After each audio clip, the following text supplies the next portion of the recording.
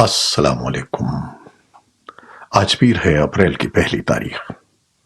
پاکستان میں اس وقت شام کے 7، بھارت میں 7:30 اور یہاں ہمارے اسٹوڈیوز کی گھڑیوں میں صبح کے 10 بج رہے ہیں۔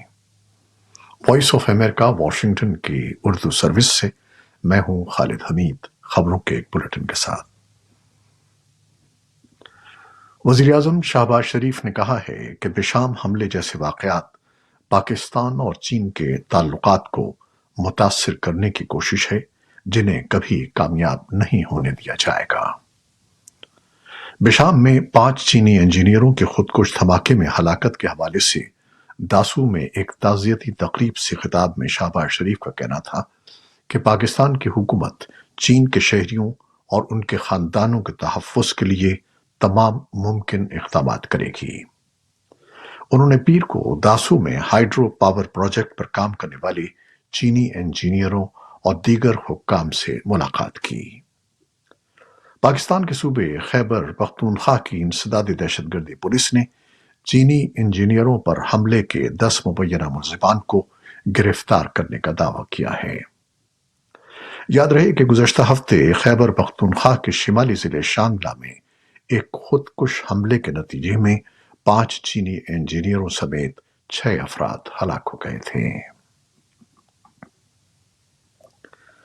پاکستان کی اعلیٰ ترین عدالت سپریم کورٹ نے عدالتی امور میں خفیہ اداروں کی مبینہ مداخلت سے متعلق ہائی کورٹ کے ججز کے خط پر از خود نوٹس لے لیا ہے۔ اسلام آباد ہائی کورٹ کے 6 ججز نے گزشتہ ہفتے سپریم جوڈیشل کونسل کو لکھے گئے ایک خط میں شکایت کی تھی کہ عدالتی امور میں خفیہ اداروں کی مداخلت کا جائزہ لیا جائے۔ سپریم کورٹ کے سابق چیف جسٹس تصدق حسین جیلانی نے اسلام آباد ہائی کورٹ کے 6 ججوں کی جانب سے عدلیہ میں مداخلت کے حوالے سے لکھے گئے خط پر بننے والی ایک رکنی انکوائری کمیشن کی سربراہی سے معذرت کر لی ہے۔ ان کا کہنا تھا کہ یہ معاملہ چونکہ ایک آئینی ادارے سپریم جوڈیشل کونسل یا خود سپریم کورٹ کے دائرہ اختیار میں آتا ہے، اس لیے اگر میں اس معاملے کی تحقیقات کرتا ہوں تو یہ عدالت کے اختیارات میں مداخلت ہوگی۔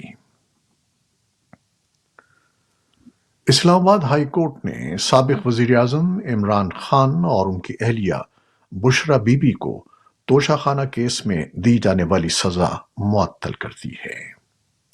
اسلام آباد ہائی کورٹ کے چیف جسٹس عامر فاروق کی سربراہی میں 2 رکنی بینچ نے سزا معطل کرنے کا فیصلہ سنایا۔ عمران خان اور بشرا بی بی کو توشہ خانہ کیس میں 14 سال کی سزا سنائی گئی تھی۔ حکومت پاکستان کی وزارت خزانہ نے اتوار کو قیمتوں کے 15 روزہ جائزے کے بعد ملک میں پیٹرول کی قیمتوں میں اضافے کا اعلان کیا ہے۔ نئی منتخب حکومت کے کام شروع کرنے کے بعد پاکستان کی پیٹرول کی قیمتوں میں یہ پہلا بڑا اضافہ ہے، تاہم ڈیزل کی قیمتوں میں معمولی کمی دیکھی گئی ہے۔ تجزیہ کاروں کا خیال ہے کہ پیٹرول کی قیمتوں میں اضافہ مہنگائی کو مزید بڑھا دے گا۔ افغانستان کے ایک صوبائی اہلکار نے پیر کو بتایا کہ جنوب مشرقی افغانستان میں ایک دھماکے میں 9 بچے موت کے منہ میں چلے گئے ہیں۔ یہ دھماکہ ایک ناکارہ بم پھٹنے کی وجہ سے ہوا۔ افغانستان کے محکمہ اطلاعات و ثقافت کے صوبائی سربراہ حمید اللہ نثار نے بتایا کہ اتوار کو صوبے غزنی کے گیرو ضلع میں نوجوان لڑکے اور لڑکیوں کا ایک گروپ اس ناکارہ بارودی گولے کے ساتھ کھیل رہا تھا جب یہ دھماکہ ہوا۔ غزنی پولیس نے بتایا کہ بچوں کی عمریں 4 سے 10 سال کے درمیان تھیں اور ان میں 5 لڑکیاں اور 4 لڑکے شامل تھے۔ بھارت میں سینئر اپوزیشن سیاستدان اروند کیجریوال کو ایک اعلیٰ سیکیورٹی والی جیل میں منتقل کر دیا گیا ہے۔ ان کے حامیوں کا کہنا ہے کہ اس کیس کا محرک سیاسی ہے اور یہ انتخابات سے قبل سامنے لایا گیا ہے۔ عام آدمی پارٹی AAP یا کامن مین پارٹی کے قانونی سربراہ سنجیو نصیر نے نامہ نگاروں کو بتایا کہ اروند کیجریوال کو 14 دنوں کے لیے عدالتی حراست میں بھیج دیا گیا ہے۔ کیجریوال کی حکومت پر نجی کمپنیوں کو شراب کے لائسنس دینے کے دوران کک بیکس وصول کرنے کا الزام ہے۔ کیجریوال ان الزامات کی تردید کرتے ہیں۔ امریکی وزیر خارجہ اینٹنی بلنکن اس ہفتے فرانس اور بیلجیم کا دورہ کریں گے۔ اس دورے کا مقصد یوکرین، غزہ اور ہیٹی کی صورتحال، یورپی یونین اور آرمینیا کے ساتھ تجارتی مذاکرات پر تبادلہ خیال کرنا ہے۔ اسرائیلی فوج نے پیر کو بتایا کہ افواج نے غزہ کے سب سے بڑے ہسپتال الشفا کمپلیکس اور اس کے ارد گرد 2 ہفتے سے جاری حملے ختم کر دیے ہیں اور علاقے سے پیچھے ہٹ گئے ہیں۔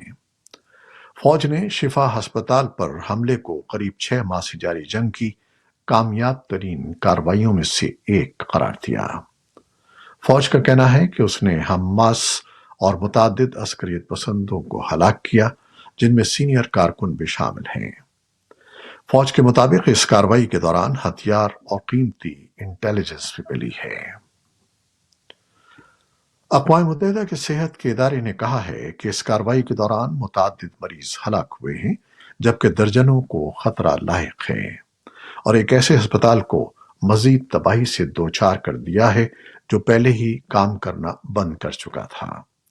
کئی دنوں کی شدید لڑائی کے بعد یہ بھی معلوم ہوا ہے کہ حماس اب بھی غزہ کے سب سے زیادہ متاثرہ علاقوں میں سے ایک میں مزاحمت کرنے کی اہل ہے۔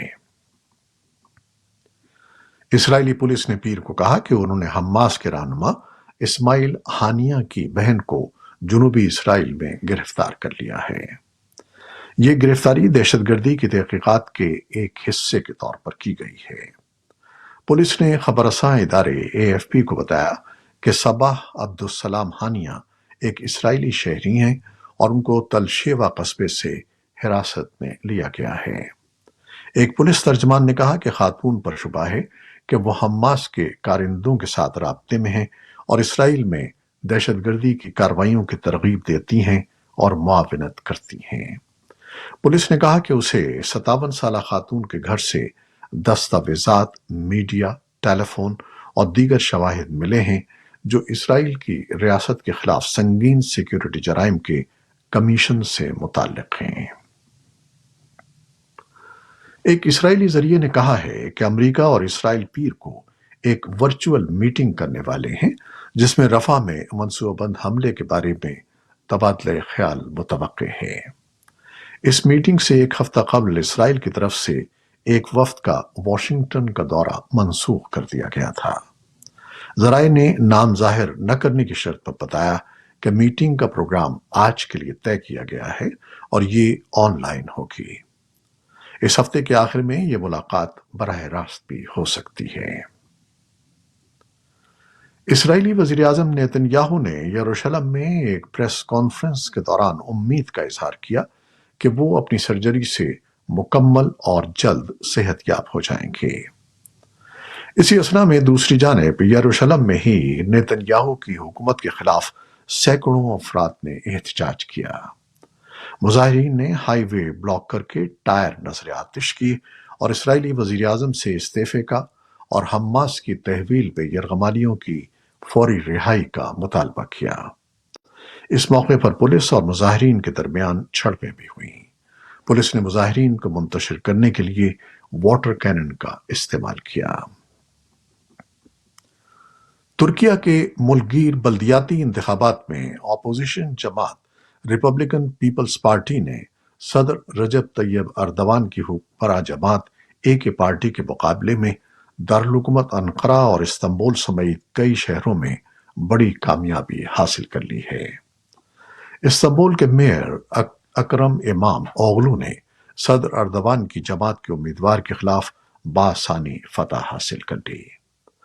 مجموعی طور پر ریپبلکن پارٹی نے ترکیہ کے 81 صوبوں میں سے 36 کی میونسپلٹی جیتنے کے علاوہ اردوان کی جماعت AK پارٹی کے کئی مضبوط اضلاع میں بھی کامیابی حاصل کر لی ہے۔ صدر اردوان نے تقریباً 2 دہائیوں تک ترکی پر حکومت کی ہے۔ ان بلدیاتی انتخابات کے نتائج نے امام اوغلو کو صدر اردوان کے ممکنہ صدارتی حریف کے طور پر مزید مضبوط کر دیا ہے۔ یوکرین کی فوج نے پیر کو اطلاع دی ہے کہ اس نے گزشتہ رات کے حملوں میں استعمال کیے گئے 3 میں سے 2 روسی ڈرونز کو تباہ کر دیا ہے۔ ادھر روسی وزارت دفاع نے اطلاع دی ہے کہ یوکرین کی سرحد سے متصل روس کے بیلگراڈ علاقے میں 2 ڈرونز پر مشتمل یوکرین کے حملے کو ناکام بنا دیا گیا۔ بیلگراڈ کے علاقائی گورنر ویاچیسلا گلادوف نے ڈولگو گاؤں میں 2 ڈرون سے ملبہ گرنے کے نتیجے میں ایک گھر اور بجلی کی لائن کو نقصان پہنچانے کی اطلاع دی ہے۔ یوکرین کے صدارتی مشیر میخائلو پوڈیولاک نے یوکرین کے اتحادیوں سے روس کے ہتھیاروں کے مقابلے میں مزید ہتھیاروں کے ساتھ اپنی فوج کی مدد کا مطالبہ دہرایا ہے۔ جاپانی ذرائع ابلاغ نے رپورٹ دی ہے کہ امریکی حکومت جولائی میں واشنگٹن میں نیٹو سربراہی اجلاس کے موقع پر صدر جو بائیڈن اور ان کے جاپانی اور جنوبی کوریائی ہم منصبوں کے درمیان ایک سربراہی اجلاس کا اہتمام کر رہی ہے۔ بائیڈن جاپان کے وزیر اعظم فومیو کشیدا اور جنوبی کوریا کے صدر یون سک یول کے ساتھ اہم امور پر تبادلہ خیال کریں گے، جن میں ممکنہ طور پر چین کے خلاف ڈیٹرنس کو مضبوط کرنے، شمالی کوریا کے جوہری خطرے اور اس ملک کے روس کے ساتھ گہرے فوجی تعلقات جیسے معاملات شامل ہیں۔ ایسٹر کے موقع پر وائٹ ہاؤس میں ایسٹر ایگ رول تقریب ہو رہی ہے، لیکن بارش کے باعث سالانہ ایونٹ کی رونق میں کمی کا امکان ہے۔ خاتون اول جل بائیڈن نے اس خصوصی تہوار کے لیے ایک تھیم ترتیب دی ہے۔ تقریب میں 40,000 افراد کی شرکت کی توقع ہے۔ یہ تقریب سن 1878 سے ہر سال منعقد ہوتی ہے۔ اس وقت کے صدر رتھرفورڈ نے بچوں کو ایسٹر کے انڈے رول کرنے کے لیے وائٹ ہاؤس کے لان میں مدعو کیا تھا۔ آج دنیا بھر میں اپریل فولز ڈے منایا جا رہا ہے۔ گوگل کے بانیوں نے آج سے 20 سال قبل اپریل فولز ڈے پر لوگوں سے ایسا مذاق کرنے کا سوچا جس پر کسی کو یقین نہ آئے، یعنی 1 گیگا بائٹ سٹوریج والی مفت ای میل سروس جی میل کا اعلان کیا۔ یہ سٹوریج اس دور میں یاہو اور دیگر ای میل سروسز کے مقابلے میں 250 سے 500 گنا تک زیادہ تھی۔ یہ تھی وہ خبریں جو فیس بک لائیو پر ہم نے آپ کے لیے پیش کی۔ ہماری ویب سائٹ، یوٹیوب اور پوڈ کاسٹ پر یہ بلیٹن آپ کے لیے پوسٹ کر دیا جاتا ہے۔ آپ ہمارے بلیٹن کو شیئر کرتے ہیں اور اپنے کمنٹس میں اپنی محبتوں کا اظہار کرتے ہیں، جس کے لیے ہم آپ کے بے حد مشکور ہیں۔ اپنی ان محبتوں کو جاری رکھیے گا۔ نیوز پروڈیوسر سید اصفر امام اور نیوز ایڈیٹر بہجت جیلانی کے ساتھ خالد حمید کو اب اجازت دیجیے گا۔ اللہ حافظ۔